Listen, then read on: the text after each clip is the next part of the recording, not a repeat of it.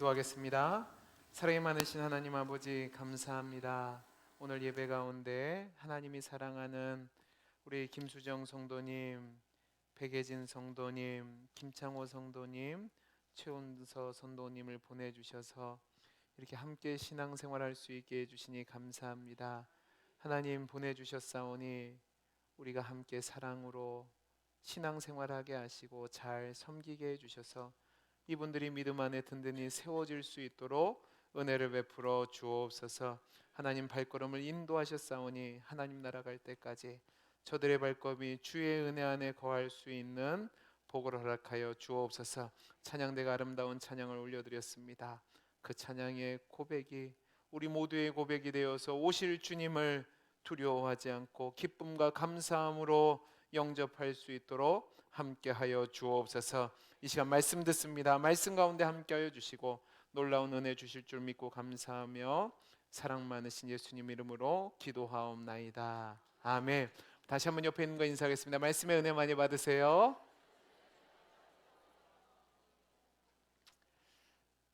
지난주에 우리는 하나님이 주시는 태평성대 가운데 평안함과 쉼을 누리게 될 때 다윗이 하찮은 쾌락이나 육체적인 방종에 마음을 빼앗기지 않고 하나님의 영광에 관심을 기울이고 그것에 집중하면서 영적인 경건과 교제에 힘쓸 때에 하나님이 그를 하나님 마음에 합한 사람이라 인정해 주시는 내용을 살펴봤습니다.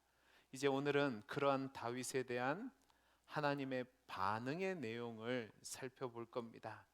여러분, 다윗은 지금 혼란했던 전국을 안정화시키고 또 주변의 대적들을 물리치고 나라를 모든 면에서 안정적인 궤도에 올려놨습니다.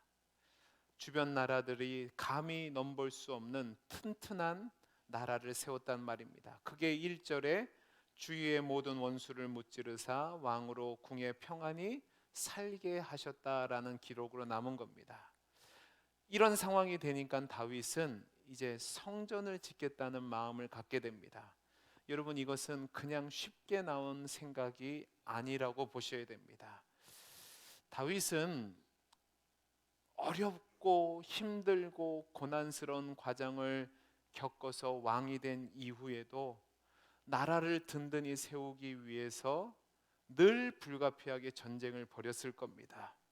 그때마다 다윗은 선봉장에 서서 군인들을 데리고 나가서 대적들을 물리치고 정복하고 항복을 받아냈죠.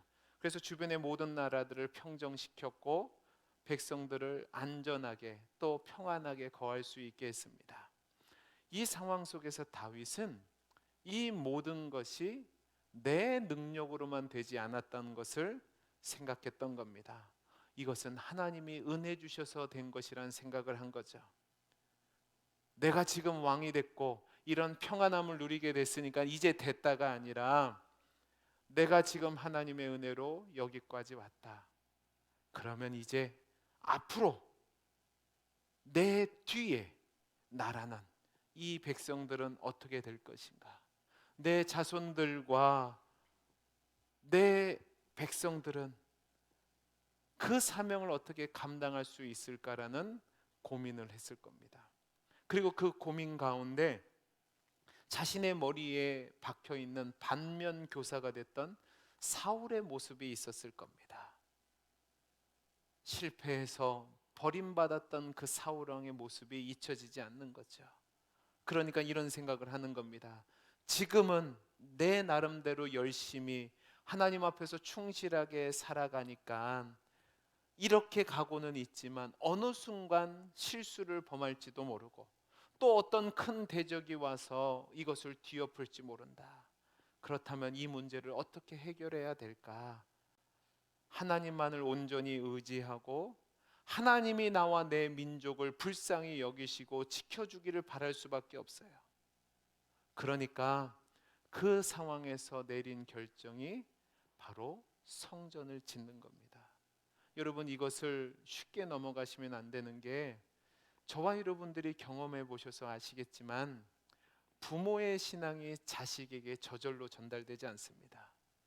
여기 계신 많은 성도님들 중에서도 자신은 열심히 신앙생활하고 하나님 은혜 가운데 거하지만 자녀들이 신앙을 이어받지 못하고 신앙생활을 하지 않는 것 때문에 눈물을 흘려 기도하시는 분들이 많이 계시는 것을 제가 알고 있습니다. 우리가 이런 경험을 통해서 신앙이라는 것은 그냥 우리가 원하는 대로 자녀들에게 이어지는 것이 아니라 우리들은 자녀에게 바른 신앙을 전해주고 바르게 살도록 인도할 때에 그것으로 되는 것이 아니라 성령 하나님께서 그들에게 역사하시고 그때그때 필요한 믿음을 주셔야지만 가능하다는 것을 알게 되는 거죠. 그래서 내가 잘 믿는다고 자녀들이 잘 믿는 법은 없습니다. 영향은 줄 수 있지만 절대적으로 되게 하지는 않죠. 그리고 역사적으로도 이것이 사실인 것이 모세와 여호수아를 따르는 이스라엘 백성들이 하나님만을 섬기겠다고 결심했지만 채 3대가 지나기 전에 하나님을 모르는 세대가 일어났다는 사실입니다. 그리고 오늘 다윗을 보셔도 다윗의 아들이 솔로몬이 왕위를 잇는데 그의 말년을 보면 하나님을 배교하고요, 다윗의 손자 르호보암을 보면 어리석은 짓을 하다가 나라를 둘로 나뉘게 합니다. 그러니까 다윗이 하나님 보호 가운데 이렇게 평안히 살지만 앞으로 우리 자손들은 어떻게 될 것이고 이 나라는 어떻게 될 것인가 고민하는 것은 당연한 고민이죠. 그래서 그 고민 가운데 이 왕조를 잘 계승하고 또 이 나라를 잘 번영하게 이어가기 위해서는 훌륭한 인물이 나와야 되는데 이것을 고민하던 가운데 다윗은 신명기적인 사고 가운데 하나님을 잘 섬기는 것이 그 유일한 방법이라고 생각했습니다. 그리고 그 마음을 담아서 소원을 담아서 지금까지 인도하셨던 하나님 은혜에 감사하며 하나님을 대접해 드리기 위해서 한 것이 뭐냐면 성전을 짓겠다는 마음이었습니다. 그래서 다윗은 나단 선지자를 불러서 이러한 자기 생각을 알아했고 하나님은 그러한 다윗의 소망을 듣고 나단을 통해서 답을 주시는데 그 대답이 다윗이 기대한 답이 아닙니다. 하나님은 다윗이 하나님을 위해서 성전을 짓겠다고 했지만 다윗에게 성전을 짓지 말라고 얘기하십니다. 그 말씀이 오늘 말씀 5절에서 7절까지 말씀인데 여러분 이 말씀을 가만히 보시면 성경은 아주 순화시키고 아주 형식을 갖춰서 부드럽게 얘기를 했습니다. 근데 여러분 이것을 원문 그대로 그 느낌을 살려서 좀 더 실제적으로 해석하면 이렇습니다. 네가 뭔데 내 걱정을 하냐? 내가 언제 너한테 내 걱정하라고 한 적이 있느냐? 내가 지금까지 언제 누구에게 네 선조들에게 네 지파들에게 내 전을 지으라고 말한 적이 있느냐라고 어찌 보면 책망을 하십니다. 다른 말로 얘기하면 너 지금 주제넘는 생각을 한다는 거죠. 네가 나를 위해 걱정할 것이 아니라 내가 너를 걱정하고 너의 필요를 채우는 유일한 주인이라는 겁니다. 네가 뭔데 무엇으로 나의 필요를 채우며 나를 위해서 무엇을 할 수 있다는 말이냐라고 말씀하는 거죠. 그래서 8절 이하 말씀을 보면 이렇게 되어 있습니다. 내가 너를 목동이었는데 불러서 왕으로 세웠다. 내가 너를 지금까지 인도했다. 그리고 앞으로도 그렇게 할 것이니까 주제 넘은 짓 하지 말라는 겁니다. 너가 왕이 된 것은 너가 무슨 능력이 있거나 무슨 계기가 있거나 네가 열심히 있어서 네 실력을 발휘해서 된 것이 아니라 내가 너를 목장에서 취해서 왕이 될 수 있는 기회를 줬고 너의 대적들을 물리쳤고 여기까지 인도해서 네가 지금 이 자리에 있다는 거죠. 그 연장성상에서 하나님은 다윗에게 뭐라고 말씀하냐? 너가 내 집을 세울 것이 아니라 앞으로 내가 너를 지키고 너에게 영원한 왕조를 허락하실 것이다 라고 은혜 언약을 주시는데 그 내용이 바로 11절부터 16절까지 말씀입니다. 여러분 11절 하반절 말씀을 보면 이렇게 되어 있습니다. 11절 하반절을 보시죠. 이렇게 되어 있습니다. 여호와가 또 내게 이르노니 여호와가 뭐요? 너를 위하여 집을 짓고라고 하십니다. 그 다음에 우리 12절부터 한번 같이 읽어보죠. 12절 올려주세요. 12절부터 같이 읽겠습니다. 시작. 내 수완이 차서 내 조상들과 함께 누울 때 내가 내 몸에서 날 내 씨를 내 뒤에 세워 그의 나라를 견고하게 하리라. 그 내 이름을 위하여 집을 건축할 것이요 나는 그의 나라 왕위를 영원히 견고하게 하리라. 나는 그에게 아버지가 되고 그는 내게 아들이 되리니 그가 만일 죄를 범하면 내가 사람의 배와 인생의 채찍으로 징계하려니와 내가 내 앞에서 물러나게 한 사울에게서 내 은총을 빼앗은 것처럼 그에게서 빼앗지는 아니하리라. 내 집과 내 나라가 내 앞에서 영원히 보존되고 내 왕위가 영원히 견고하리라 하셨다 하라. 아멘. 이것이 하나님이 다윗에게 준 은혜 언약의 내용인데요. 아마 다윗은 이 하나님의 약속을 들었을 때에 눈물 겹도록 고맙고 감사했을 겁니다. 왜냐하면 이 약속은 보응적인 약속이 아니라 절대적인 은혜의 약속이기 때문에 그렇습니다. 제가 아까 말씀드릴 때 신명기적 사고라고 말씀을 드렸는데 이 신명기적 사고는 뭐냐?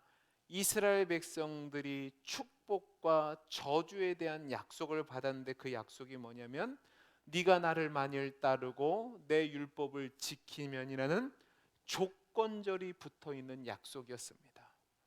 하나님 말씀을 잘 듣고 하나님 말씀대로 순종하여 살면 들어가도 복을 받고 나가도 복을 받지만 만일 나를 외면하고 나를 버리면 나도 너에게 저주를 내려서 나가도 저주를 받고 들어가도 저주를 받는다는 것이 신명기적 약속의 내용입니다.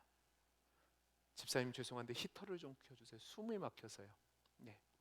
근데 오늘 말씀에 나타난 다윗의 언약은 어떤 약속이냐면 너가 만일 실수한다 해도 그럼에도 불구하고의 약속입니다.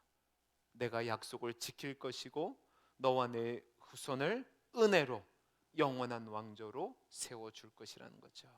여러분 이 얘기를 한번 생각해 보세요. 얼마나 눈물겹고 고맙겠습니까? 다윗은 제가 말씀드렸잖아요. 선대 사울 왕이 왕으로 세워졌지만 교만하여 하나님 말씀을 듣지 하자 하나님이 치워버리신 것을 경험했습니다.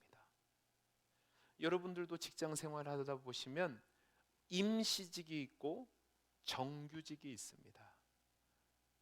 우리 오늘 전도사님 부임하셨는데 전도사님과 부목사님들은 임시직입니다.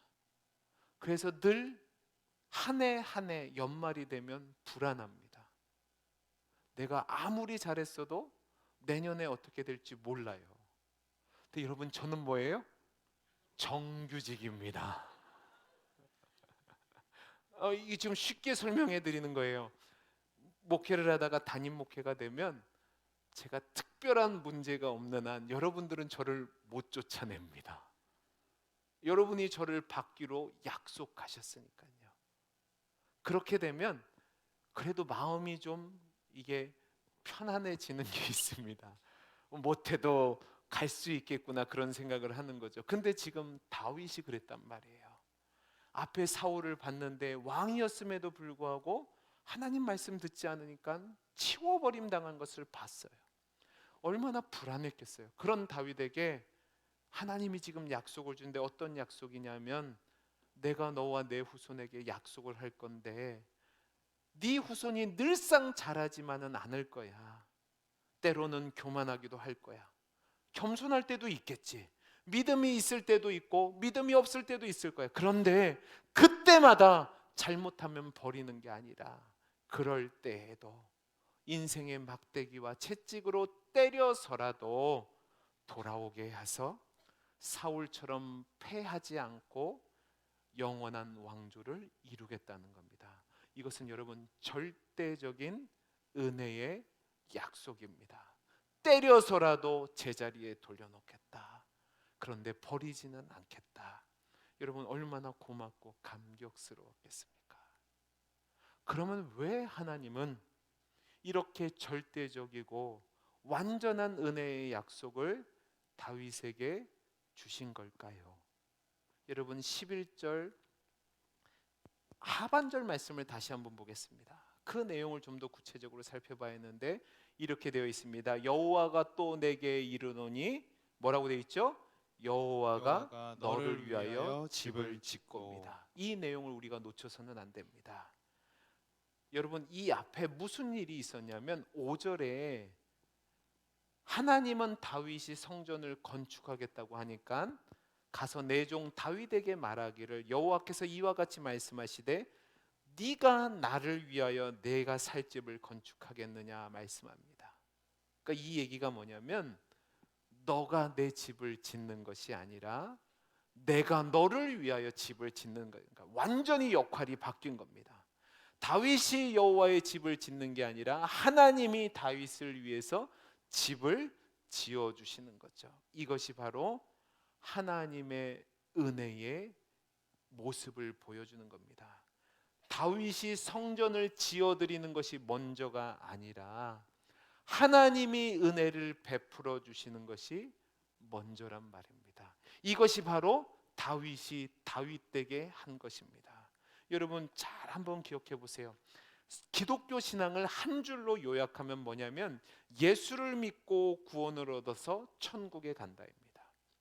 여기서 얘기하는 천국은 그냥 막연한 하늘에 있는 것이 아니라 하나님이 통치하는 나라를 말하는 것으로 눈물과 한숨과 죽음과 해함과 죄악이 없는 것입니다.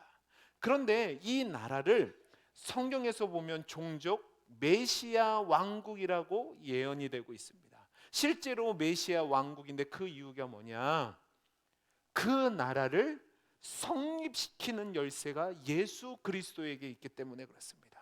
근데 이 메시아 왕국은 잘난 사람, 잘한 사람, 성공한 사람이 상으로 받는 나라가 아니라 분명히 악합니다. 모자랍니다. 연약합니다. 그래서 벌을 받아 심판을 받아야 되는데 그런 상황 속에 있는 자에게 예수 그리스도를 믿을 때에 은혜로 주어진 나라이기 때문에 메시아 나라라고 하는 겁니다. 여러분 메시아 왕국의 조건과 환경과 보상은 우리의 능력으로 주어지는 것이 아닙니다. 절대적인 하나님의 은혜의 약속에 의해서 주어진 나라가 되는 거죠. 여러분 저와 여러분이 예수를 믿고 천국에 가는 것은 우리가 믿지 않는 사람들과 달리 의롭고 능력이 있어서가 아닙니다. 죄가 있어요. 용서받을 자격이 없어요. 그러나 우리에게 은혜를 주셔서 들어가게 하신 것이 메시아 나라이죠. 그러니까 그 나라의 주인공은 우리가 아니라 예수 그리스도가 되는 겁니다. 그리고 그 예수 그리스도를 통해 들어가는 은혜의 나라의 모습이 이 다윗의 언약에서 내가 너를 위하여서 영원한 집을 세워주겠다라는 것으로 나타난 겁니다. 여러분 그러면 이런 생각이 드실 수 있습니다. 목사님 신앙생활 열심히 하라면서요. 열심히 하면 복 주신다면서요. 여러분 물론 신앙생활을 할 때에 하나님이 조건적인 신앙의 요구를 하는 것도 신앙의 질서 중에 하나입니다. 그래서 우리가 신앙생활을 잘하면 하나님이 주시는 복이 있고 잘못하면 하나님이 주신 징계가 있는 것도 사실입니다. 그래서 우리는 우리 신앙에 책임을 져야 되고 그것에 따라 열심을 내기도 해야 되고 하나님 주신 명령에 순종도 해야 됩니다. 이것은 하나님의 변함없는 요구죠. 그러나 더 중요한 그 전되는 약속이 있는데 그게 뭐냐? 저와 여러분이 그 하나님의 나라에 들어가고 하나님의 백성으로 살아가는 것은 하나님이 우리에게 주신 전적인 은혜로 출발됐다는 사실입니다.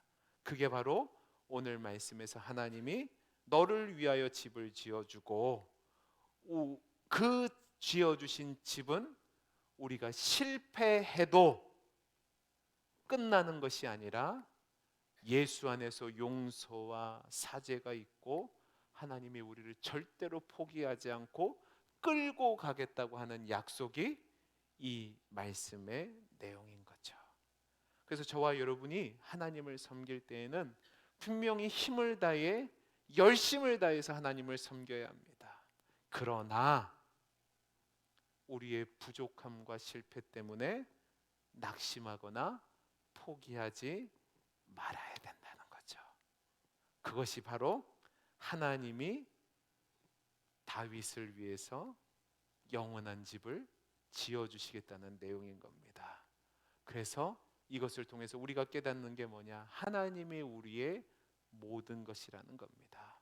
하나님만이 우리의 생명의 근원이 되시고 그 생명을 유지하게 하는 분이시고 그 생명 가운데 우리가 가진 목적과 계획을 실패 없이 이루는 분이라는 거죠. 그런데 여러분, 다른 종교들은 다릅니다. 다른 종교들은 인간이 신을 만들어냈습니다. 그래서 그 신들을 보면 능력은 있습니다. 그런데 고귀한 성품이나 인격이나 계획이 없습니다. 그래서 그 종교를 믿는 사람들은 자신이 믿는 신들을 달래고 항복시켜서 내가 원하는 것을 취하죠. 그러니까 그 종교를 믿는 사람들은 신에게 있어서 쓸모 있는 존재가 되어야 됩니다. 그래야지만 필요한 것을 얻죠. 어제 이런저런 얘기하다가 사모가 이런 질문을 합니다. 여보, 왜? 그랬더니 왜 통일교는 돈이 많을까 그러는 거예요. 요즘 통일교 때문에 나라가 지금 발칵 뒤집혔는데, 여러분, 통일교만 돈이 많은 게 아니라 모든 이단들은 돈이 많습니다. 이 주변에 하나님의 교회 가보세요. 여러분, 건물이 어마무시합니다. 신천지는 어떨 것 같으세요? 어마무시합니다. 이단들은 왜 돈이 많은 줄 아세요? 돈이 많은 이유가 이 이유 때문에 그렇습니다. 이단들은 자신들이 만들어낸 우상들을 섬기게 하기 위해서 쓸모 있는 자가 되어야 된다고 얘기합니다. 그러니까 무슨 직분을 주고 그 안에 들어가려면 뭐를 많이 내야 돼요? 돈을 많이 내야죠. 아마 여러분들에게, 여러분, 제가 목사인데 여러분 구원받으려면 적어도 1,000만 원씩 내셔야 됩니다. 그러면 중간 자리 1억 내시면 앞자리 드릴게요 하면 교회 다니실 분, 나 때려치라 그러지 않으시겠어요? 왜 그렇죠? 우리가 생각하는 기독교라는 종교는 이렇게 내가 원하는 것을 내서 생명을 얻는 종교가 아니기 때문에 그렇습니다. 기독교는요, 성경이 말하는 하나님은요, 하나님이 모든 주도권을 갖고 계시는데 그 모든 것을 하나님의 능력과 권능으로 이루셔요. 근데 그 능력과 권능으로 이루시는 그 하나님이 어떤 것으로 이루시냐? 은혜와 자비와 긍휼한 가운데서 그 모든 것을 이룬다는 말씀입니다. 여러분, 잘 생각해 보세요. 하나님이 왜 다윗이 성전 짓는다는 것을 거절하셨을까요? 하나님 입장에서 본다면 여러분, 하나님은 주권자가 되시기에 어느 곳에서도 누구에게도 얽매이지 않고 자유롭게 행하시는 분이에요. 근데 여러분, 성전을 짓는다는 것은 하나님께서 성전에 묶인다는 것을 의미합니다. 성전을 지음으로써 성전 안에 공간적으로, 그리고 인간이 원하는 때가 오면 언제든지 만나줘야 되는 공간적으로 우리 수중에 묶이는 존재가 되는 거예요. 그러니까 하나님은 너가 나를 위해서 집을 지을 수 없다라고 선언하시는 거예요. 왜? 하나님은 자유로우신 분이에요. 하나님만이 질서와 가치와 진리와 생명을 만들어내는 분이에요. 그런 분인데 우리가 신앙이란 이름으로, 헌신이란 이름으로 하나님을 묶으려 한다면 하나님은 자신의 권능을 제약하는 그 일에 대해서 하나님이 허락하지 않겠다는 겁니다. 그게 바로 성전을 거절하신 겁니다. 물론 다윗이 이런 의도를 가지고 성전을 지으려고 한 것은 아니었을 겁니다. 제가 앞에서 말씀드린 것처럼 진심으로 하나님을 의지하고 하나님이 주신 은혜에 감사하고 하나님을 잘 섬기기 위해 성전을 지으려고 이 소원을 아랬을 거예요. 그러나 이것이 상징적인 의미가 있기에 하나님은 그것을 거절하시고 대신 하나님만이 우리의 필요와 목적과 승리를 주실 수 있는 분이라는 것을 선언하시는 가운데 영원한 왕조를 허락해 주시는 겁니다. 이 얘기는 뭐냐? 하나님이 우리에게 속박당한 존재로서 계시는 것이 아니라 하나님이 언제든지 필요하면 우리를 불러주시고 하나님이 원하시면 언제든지 우리를 만나주시고 하나님이 주시고자 원하시면 언제든지 주시는 전능한 분으로 인생의 주관자로 이 약속을 맺으시는 겁니다. 아멘이 되십니까? 정말로 놀랍고 큰 은혜입니다. 이렇게 다윗을 위해 영원한 집을 짓겠다는 은혜의 약속을 하신 하나님은 구체적으로 영원한 집을 짓겠다는 약속을 두 가지로 말씀하셨습니다. 어떻게 두 가지로 말씀하셨냐? 첫째는 영원한 왕조를 허락하신다는 것이고요, 둘째는 너를 내 아들로 입양하겠다는 겁니다. 여러분 13절부터 우리 15절까지 같이 읽어보죠. 13절부터 15절입니다. 시작. 그는 내 이름을 위하여 집을 건축할 것이요 나는 그의 나라와 왕위를 뭐라고요? 나는 그의 나라와 왕위를 영원하게 견고하게 하겠다. 이게 영원한 왕조를 허락하겠다는 겁니다. 그 다음에 14절 15절 읽어보죠. 시작. 나는 그에게 아버지가 되고 그는 내게 아들이 되리니 그가 만일 죄를 범하면 내가 사람의 매와 인생의 채찍으로 징계하려니와 내가 내 앞에서 물러나게 한 사울에게서 내 은총을 빼앗은 것처럼 그에게서 빼앗지는 아니하리라. 여러분 이게 바로 두 다윗 언약의 핵심이에요. 영원한 왕조를 주시겠다는 것과 너를 하나님의 아들로 입양하겠다는 겁니다. 왕조를 하사하는 것이 목적인데 그 목적을 이루는 법적인 근거가 입양입니다. 여러분 왕조를 하사한다는 것은 옛날 고대 근동의 풍습에서 보면 충성스러운 신하에게 왕이 선물로 주는 것을 이야기하는 겁니다. 그러니까 하늘의 주인 되신 하나님께서 자신을 향한 충성을 다하는 다윗에게 영원한 왕조를 하사하시는 거죠. 다윗이 왕이 된 이유로 계속 고민했던 것, 나는 괜찮지만 내 자녀들은 어떡할까, 내 후손들은 이 왕위를 어떻게 할까 하는 그 고민을 하나님이 아시고 절대적인 은혜를 베푸셔서 그 후손을 통해서 영원한 왕조를 세우게 하셨다는 거예요. 얼마나 감격스럽겠어요. 하나님의 은혜가 얼마나 크게 느껴졌겠어요. 그런데 거기서도 불안해요. 혹시 에이 설마? 그런데 하나님이 그것에 대한 다윗의 의심을 내려놓게 하신 게 뭐냐면 내 아들로 삼겠다는 겁니다. 양자로 삼으면 그 다음부터는 쫓겨날 이유가 없죠. 여러분 잘 생각해 보세요. 여러분 제가 여러분들과 관계가 좋을 수 있습니다. 제가 여러분들에게 뭐도 주고 잘할 수 있어요. 근데 여러분이 저한테 잘못하면 제가 여러분들한테 잘할까요? 잘못할까요? 잘할 이유가 없죠. 잘못하지 않을 수는 있지만 잘할 이유도 없습니다. 근데 여러분 저희 딸들한테는 제가 어떻게 할까요? 못해 처먹었어요. 정말 좀 너무할 때가 많아요. 근데 여러분 제가 제 딸을 버릴까요?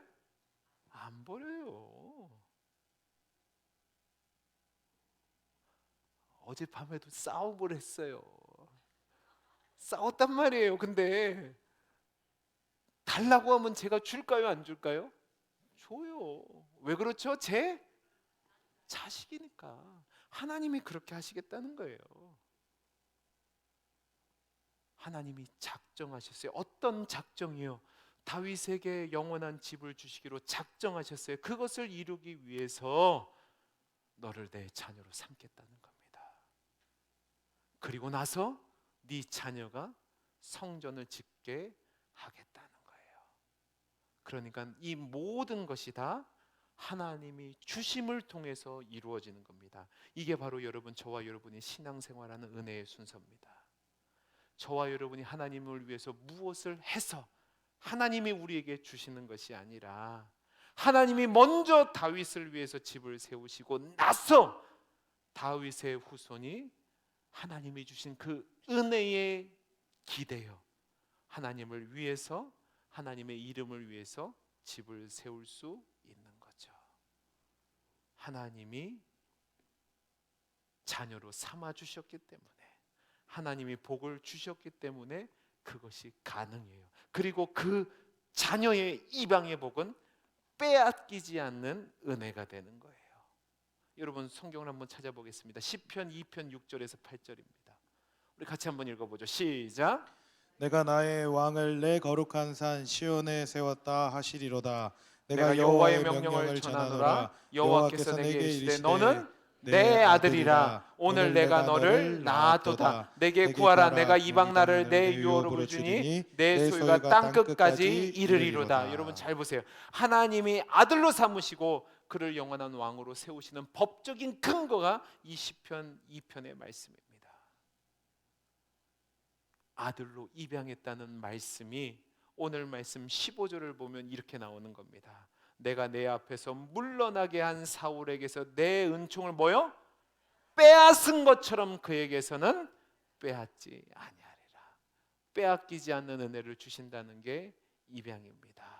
사울은 아들이 아니었기 때문에 버림을 받았죠. 그러나 다윗과 그의 후손은 하나님의 아들로 입양되었으니까 잘못해서 매를 맞고 징계를 당할지언정 버림을 받지 않는 거죠.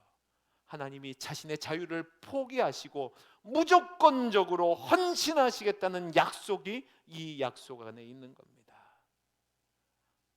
하나님은 하나님이 무조건적으로 헌신해야지만, 하나님이 포기하시고 희생하셔야지만 그의 백성이 유일하게 하나님의 은혜를 누릴 수 있는 것을 아시고 이렇게 다윗에게 무조건적이고 절대적인 완전한 은혜를 약속하신 겁니다. 그 은혜를 우리가 같이 누리고 있는 거죠. 말씀을 마치겠습니다. 사랑하는 성도 여러분, 저와 여러분이 신앙생활할 때 실패하는 진짜 이유가 뭔지 아십니까? 우리가 신앙생활할 때 잘못하는 내용이 무엇인 줄 아십니까? 우리가 신앙생활할 때 하나님을 제대로 못 섬기고 하나님을 위해서 제대로 못 살았기 때문에 우리가 실패한다고 생각하는데 그게 착각이란 말이에요. 진짜로 우리가 실패하는 이유가 뭐냐? 우리가 믿음이 없고 실력이 없는 게 아니라 하나님이 예수 안에서 우리를 부르시고 우리를 자녀로 삼아 주셨어요. 그 하나님의 무조건적이고 절대적인 그 하나님의 은혜와 크기를 모르기 때문에 신앙에서 실패하는 겁니다. 그러니까 늘 불안한 거죠. 걱정스러운 거죠. 좌절하고 낙심하는 거죠. 완전하지 않거든요. 그러니까 불안해요. 그러니까 신앙생활에 힘이 없는 겁니다. 저와 여러분이 부족해도 우리는 이미 예수 안에서 하나님의 뭐가 됐다고요? 자녀가 됐다고요. 하나님은 우리에게 영원한 생명을 약속하셨다고요. 그 약속은 물러나지 않는다고요. 그러니까 담대하셔야 됩니다. 우리의 실력과 열심으로 인한 자신감을 가지고 신앙생활하는 게 아니에요. 예수 안에서 하나님이 우리를 찾아오시고 자신을 주셔서 우리를 구원하시고 자녀로 삼아 주셨기 때문에 내가 하나님을 믿는 거죠. 이게 신앙 고백입니다. 그리고 우리의 신앙의 전부입니다. 그렇게 살아갈 때에 우리는 어떤 상황 속에서도 감사하며 살아갈 수 있습니다. 당당하게 살아날 수 있습니다. 기쁨과 감사로 살아갈 수 있습니다. 저와 여러분의 신앙의 근거는 하나님의 은혜입니다. 그 은혜를 붙잡고 때로 모자라고 실패하고 아유 저래도 될까 하는 생각이 들 때가 있을지라도 하나님이 나를 자녀로 삼으셨으니까 포기하지 않을 거다. 그 하나님을 붙잡고 살아가겠다고 나아가는 저와 여러분의 신앙이 될 수 있기를 간절히 소원합니다. 기도하겠습니다. 사랑이 많으신 하나님 아버지, 하나님의 은혜로만 우리가 살아갑니다. 우리의 부족함과 우리의 모자람 때문에 걱정하고 염려하고 낙심하지 않게 해주시고, 하나님이 예수 안에서 우리에게 모든 것을 주셨다는 그 확신 가운데 감사함으로, 기쁨으로, 당당함으로 성도로서 살아가는 우리 성도들이 되게 해 주옵소서. 은혜 주실 줄 믿고 감사하며 사랑 많으신 예수님 이름으로 기도하옵나이다. 아멘.